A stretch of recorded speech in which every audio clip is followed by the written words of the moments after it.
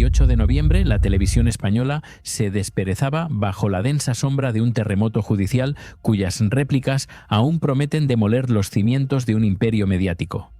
La noticia de la inesperada y para muchos milagrosa victoria judicial de Rocío Flores contra los titanes de la polémica, Óscar Cornejo y Adrián Madrid, resonaba como un trueno en los pasillos de las cadenas, dejando una estela de asombro y una profunda resaca moral.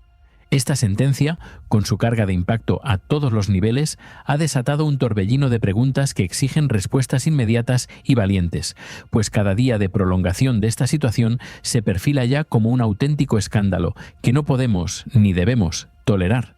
La verdadera incógnita, la que nos quita el sueño a tantos, pende ahora sobre Radio Televisión Española. ¿Qué camino elegirá la cadena pública con estos dos señores cuyos nombres se han entrelazado durante décadas con el entretenimiento más controvertido y ahora con una condena judicial que ha conmocionado a toda una nación? Ellos, los arquitectos de formatos que marcaron una era, son los mismos que hoy dirigen programas en el ente público. Antes de sumergirnos en las profundidades de este abismo legal y ético, y para no perdernos ni un solo detalle de esta verdad que se desvela, os invito a formar parte de nuestra comunidad. Si aún no lo has hecho, suscríbete ahora mismo a tus 50 favoritos y activa la campanita para no perderte las próximas revelaciones de este y otros fascinantes misterios de nuestro tiempo. Ahora, me gustaría saber tu opinión, tu sentir ante esta situación que tiene en vilo a España entera. Cuéntame en los comentarios. ¿Qué piensas de este veredicto? ¿Crees que Radio Televisión Española actuará con la rectitud que se espera de una cadena pública? Tu perspectiva es vital para entender la magnitud de lo que estamos a punto de desentrañar.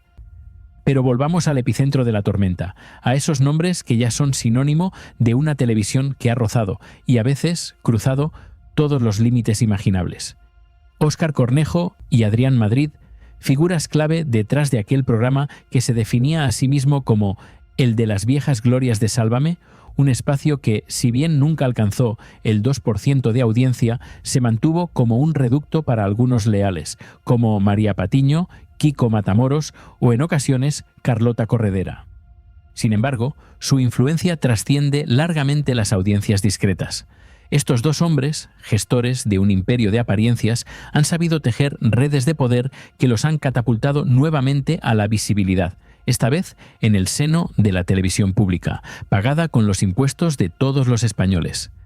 Tras el forzoso adiós a Mediaset y la liquidación de su antigua productora, la Fábrica de la Tele, Cornejo y Madrid no tardaron en resurgir con nuevos proyectos: Fabricantes, Estudio y La Osa Producciones. Fue desde este último bastión desde donde recuperaron de forma sorprendente su presencia en Radio Televisión Española, un hecho que muchos atribuyen a una vasta red de contactos y amistades cercanas al poder. Programas como Directo al Grano en la 1 y Malas Lenguas en la 2 se convirtieron en sus nuevos escaparates, consolidándolos, una vez más, como referentes en la franja vespertina de la cadena pública, desafiando cualquier lógica de mérito y audiencia. Pero el golpe ha sido brutal, un mazazo demoledor que nadie esperaba con tal contundencia. La condena a prisión, que ayer mismo anunciaron que recurrirán alegando una sorpresa incomprensible por haber difundido información confidencial de un menor, es solo la punta del iceberg.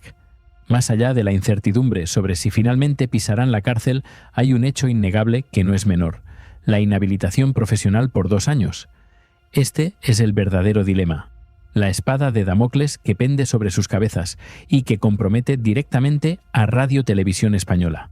Se especula, con una preocupante normalidad, que Óscar Cornejo y Adrián Madrid podrían seguir moviendo los hilos de su productora, La Osa, desde las sombras, desvinculándose formalmente, pero manteniendo su control férreo. Si esto llegara a suceder, si estos dos individuos buscaran argucias legales para eludir una sentencia firme, estaríamos ante un nuevo delito, uno que, a diferencia de la condena actual, no podría ser esquivado por la ausencia de antecedentes.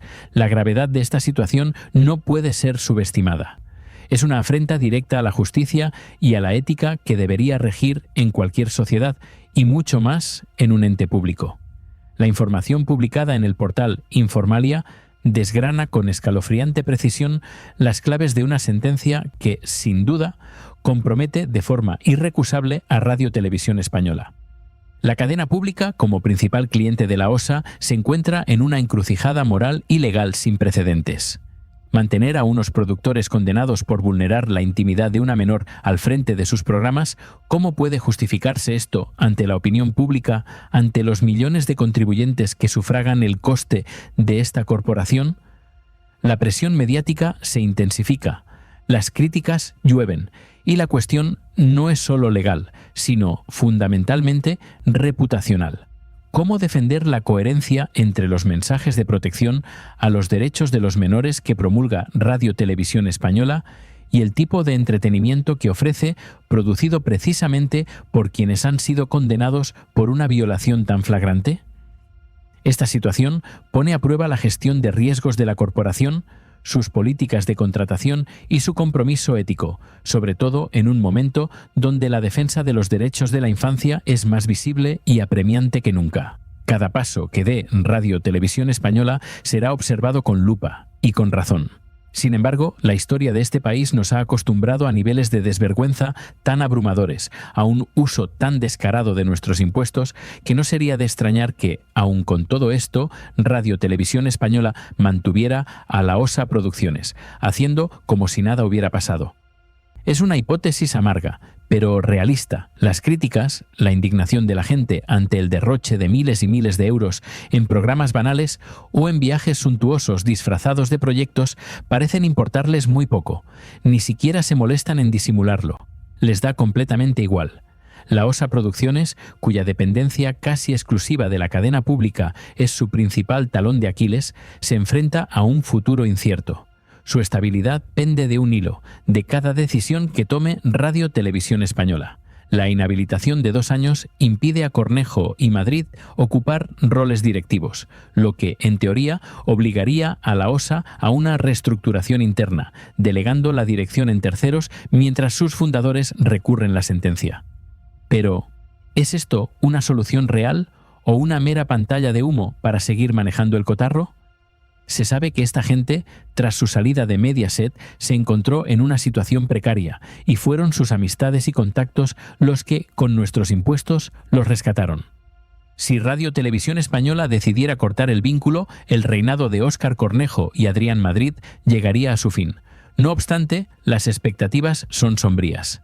El artículo de Informalia sugiere que, mientras el recurso no sea firme, la cadena pública resistirá, posponiendo cualquier decisión drástica. Es decir, con una vergüenza descarada, todo apunta a que seguirán en sus puestos, riéndose en nuestra cara. La sentencia no deja lugar a dudas sobre el delito de revelación de secretos.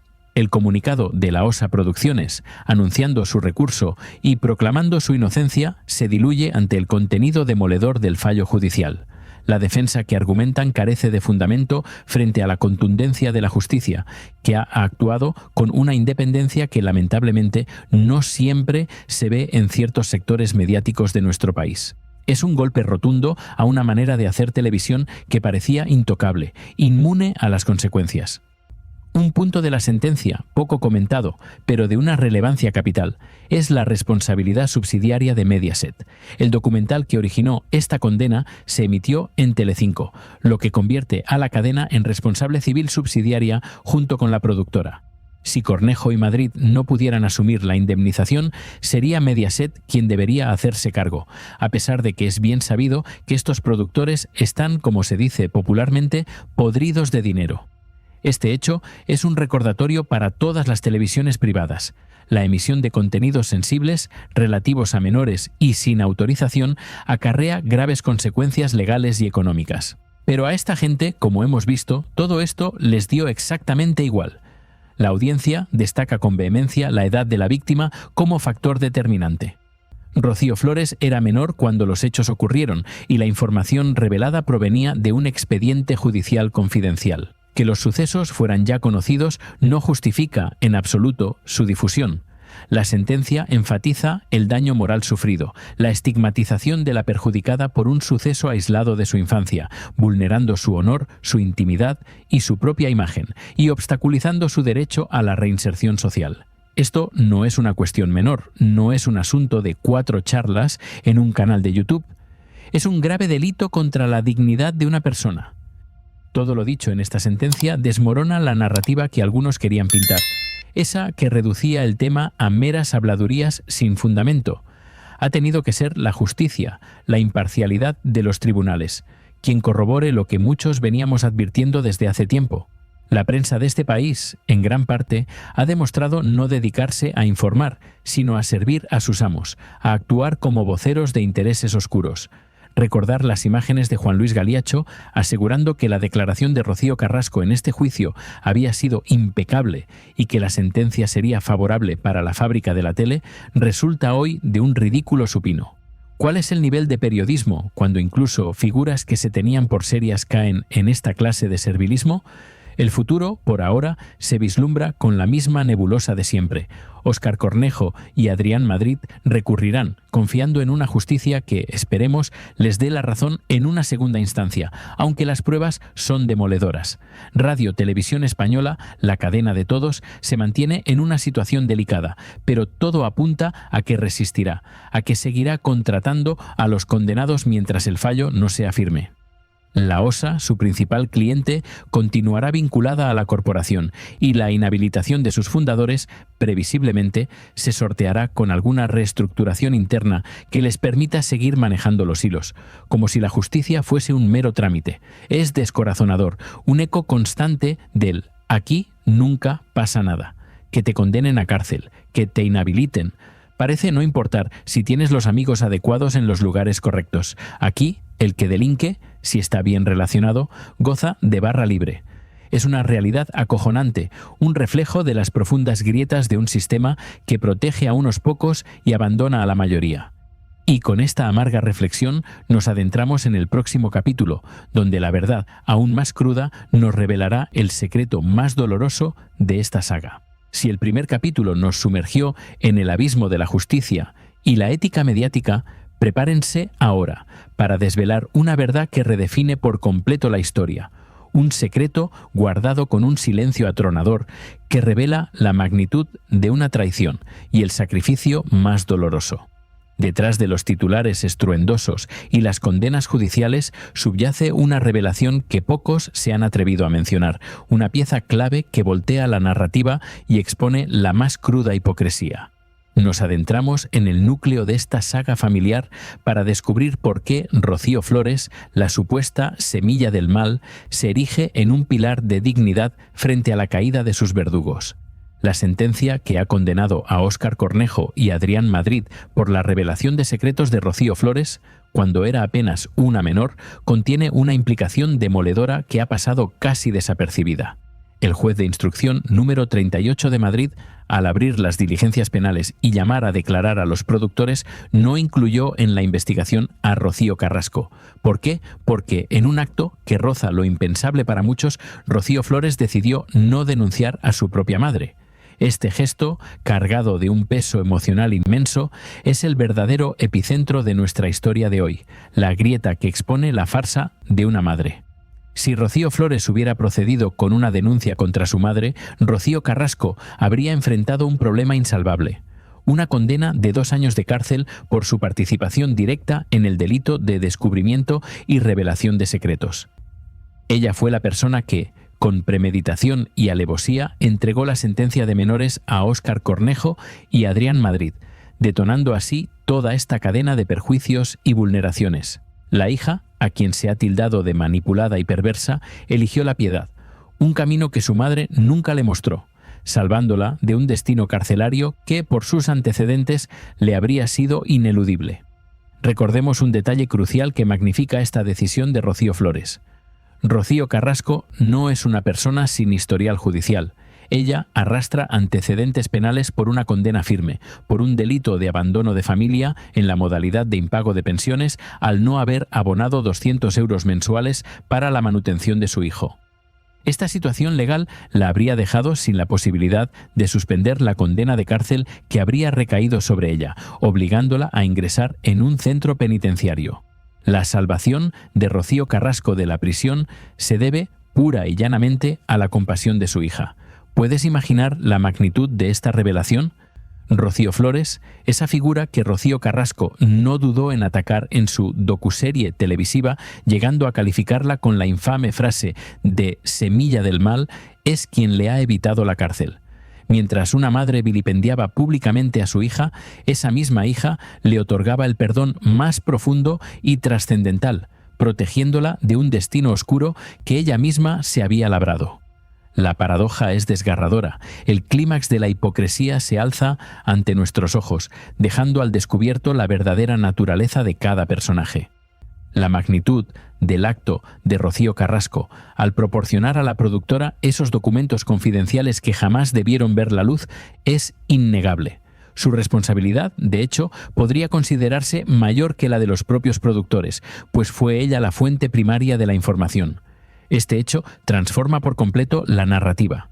Mientras el foco se ha centrado en Cornejo y Madrid, la mano que encendió la mecha, la persona que dio el paso inicial para la comisión de un delito tan grave, fue la propia Rocío Carrasco.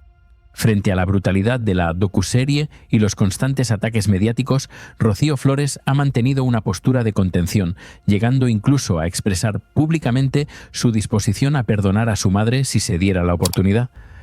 Ha reconocido, con una madurez que contrasta con la actitud de otros, que su padre también cometió errores. Pero, ¿qué más se le puede pedir a una joven que ha sido estigmatizada de por vida por su propia sangre? ¿Hasta cuándo permitirán que se le exija una perfección inalcanzable, mientras la verdad de su sacrificio permanece ignorada? La hipocresía de Rocío Carrasco se extiende más allá de esta condena. ¿Recuerdan su inexplicable ausencia en el juicio por el impago de la pensión de su hijo, alegando que no le había llegado la citación? Una excusa peregrina que contrastó de manera hiriente con la celeridad con la que se presentó para declarar en el juzgado contra su propia hija. Para perjudicar a Rocío Flores, el tiempo nunca fue un obstáculo. Para cumplir con sus responsabilidades de madre, siempre encontró una evasiva. Es un patrón que define un carácter, una clara muestra de prioridades que desvelan un alma marcada. La justicia, en este caso, ha actuado con una independencia que ha destrozado el relato oficial, el que muchos medios afines intentaron imponer a toda costa. Ha demostrado que no todo vale en el circo mediático, que la dignidad de un menor está por encima de audiencias y venganzas personales. Y es en este contexto donde la figura de Rocío Flores, tan denostada, emerge con una luz propia, la de quien, pese a todo el daño recibido, fue capaz de un acto de humanidad hacia quien menos lo merecía. Este giro dramático en la saga familiar es un recordatorio de que la verdad, por mucho que se intente ocultar, siempre encuentra su camino para salir a la luz. Es una lección sobre la resiliencia del espíritu humano, sobre la capacidad de perdonar y sobre la profunda y dolorosa distancia que a veces existe entre la percepción pública y la realidad más íntima. Es una historia de contradicciones y sacrificios, donde la semilla del mal demostró ser, paradójicamente, la semilla del perdón y la salvación. La condena a Cornejo y Madrid es solo una parte de la historia. La otra, la que acaba de ser desvelada, nos confronta con la verdadera magnitud de los hechos, con la inquebrantable fuerza de una hija y la demoledora hipocresía de una madre. Este no es el final de la historia, sino el inicio de una reflexión profunda sobre los valores que rigen nuestra sociedad y nuestra televisión. Para no perderte ningún detalle de estos apasionantes relatos que desentrañan la verdad, te invito a unirte a nuestra comunidad. Suscríbete a tus 50 favoritos ahora mismo y forma parte de quienes buscan entender más allá de la superficie. Tu apoyo nos ayuda a seguir desvelando estas verdades.